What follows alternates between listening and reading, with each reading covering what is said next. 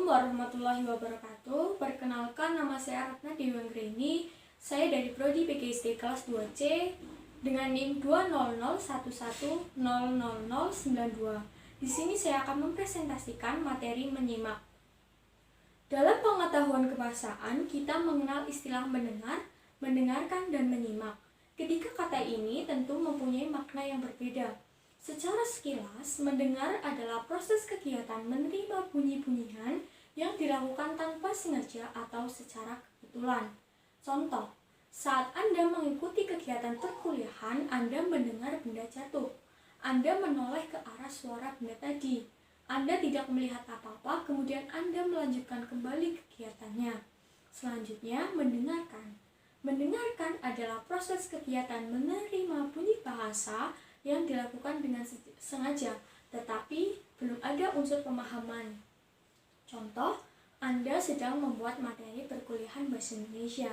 Saat Anda sedang menulis, tiba-tiba Anda mendengarkan lagu kesenangan Anda. Kemudian Anda berhenti sejenak sambil menikmati lagu tersebut. Setelah lagu selesai, Anda mengerjakan kembali tugasnya. Sedangkan menyimak adalah proses mendengarkan bunyi bahasa, mengidentifikasi, menafsirkan, menilai, dan mereaksi makna. Contoh, pada saat belajar bahasa Indonesia, Anda menyimaknya dengan sungguh-sungguh. Sambil menyimak, Anda mencatat hal-hal yang ada kaitannya dengan isi pembicaraan. Tanpa Anda sadari, sesekali Anda mengangguk-anggukkan kepala karena Anda memahami apa yang telah dijelaskan. Saat guru memberi kesempatan untuk bertanya, Anda bertanya apa yang belum Anda pahami. Sebelum berakhir, Anda merasa puas mengenai pembelajaran yang telah dibahas.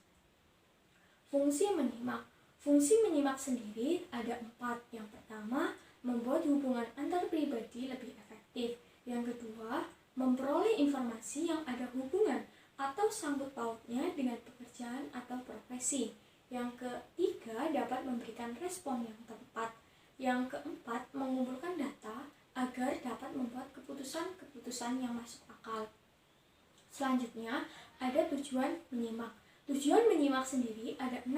Yang pertama, mendapatkan fakta. Yang kedua, menganalisis fakta. Yang ketiga, mengevaluasi fakta. Yang keempat, mendapatkan inspirasi. Yang kelima, mendapatkan hiburan. Yang keenam, memperbaiki kemampuan berbicara. Selanjutnya, ada jenis-jenis menyimak. Jenis-jenis menyimak sendiri ada 2. Yang pertama, jenis menyimak ekstensif atau extensive listening. Yang kedua, ada menyimak intensif. Yang pertama, menyimak ekstensif atau extensive listening. Menyimak extensive listening ini yaitu menyimak mengenai hal-hal yang lebih umum dan lebih bebas terhadap suatu ujaran. Tidak perlu di bawah bimbingan langsung dari seorang guru. Proses menyimak ekstensif yang dilakukan dalam kehidupan sehari-hari seperti mendengarkan siaran radio, televisi, percakapan orang di jalan, di pasar, khotbah di masjid, dan sebagainya. Menyimak ekstensif atau extensive listening meliputi 1. Menyimak sekunder, yaitu kegiatan menyimak yang dilakukan secara kebetulan. Misalnya sambil memasak, mendengarkan siaran berita. Yang kedua, menyimak sosial, yaitu menyimak yang berlangsung dalam situasi-situasi sosial seperti pasar, di terminal, atau di stasiun. Yang ketiga, menyimak apresiatif atau estetik, yaitu menyimak untuk menikmati keindahan.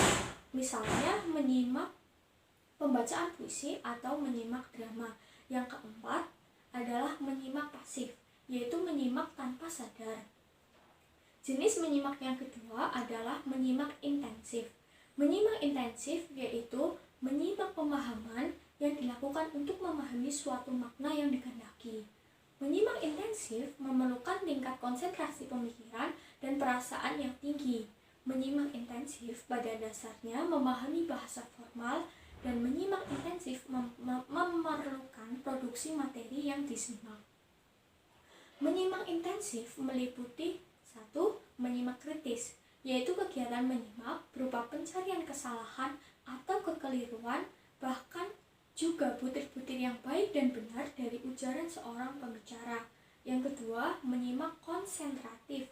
Menyimak konsentratif sering juga disebut menyimak sejenis telaah. Yang ketiga, menyimak eksploratif. Menyimak eksploratif yaitu menyimak yang bersifat menyelidiki. Yang keempat, menyimak kreatif, yaitu menyimak yang mengakibatkan kesenangan-kesenangan rekonstruksi imajinatif dari para penyimak terhadap bunyi, penglihatan, gerakan, serta perasaan-perasaan kinestetik yang disarankan atau dirangsang oleh suatu yang disimaknya. Yang kelima adalah menyimak interogatif, yaitu pemusatan perhatian atau pemilihan butir-butir dari ujaran sang pembicara karena penyimak akan mengajukan banyak pertanyaan. Yang keenam yaitu menyimak selektif. Menyimak selektif yaitu menyimak secara cerdas dan cermat aneka ragam ciri-ciri bahasa yang berurutan.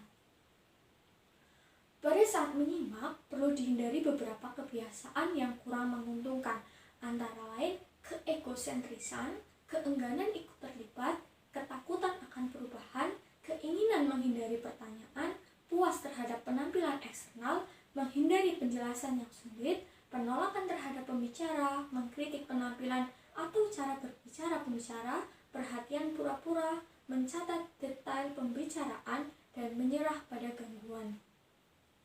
Cara melatih diri agar memiliki keterampilan menyimak yang baik, yaitu dengan belajar memahami bunyi-bunyi dan kata-kata secara cermat pada saat melakukan aktivitas yang berorientasi pada makna. Para pembelajar dapat memperoleh kemajuan dengan belajar mendengarkan bunyi-bunyi dan kata-kata secara cermat. Mereka memperoleh keyakinan dalam memahami bahan simakan. Ada beberapa hal yang perlu diperhatikan dalam meningkatkan keterampilan menyimak, seperti berikut ini. Yang pertama, bersikaplah secara positif. Yang kedua, bertindak responsif. Yang ketiga, cegahlah gangguan-gangguan. Yang keempat, simaklah dan ungkaplah maksud pembicara. Yang kelima, carilah tanda-tanda yang akan datang. Yang keenam, carilah rangkuman pembicaraan terlebih dahulu. Yang ketujuh, nilailah bahan-bahan penunjang. Dan yang kedelapan, carilah petunjuk-petunjuk nonverbal. Demikianlah materi yang dapat saya sampaikan. Mohon maaf apabila ada salah-salah kata. Billahi taufik walhidayah. Wassalamualaikum warahmatullahi wabarakatuh.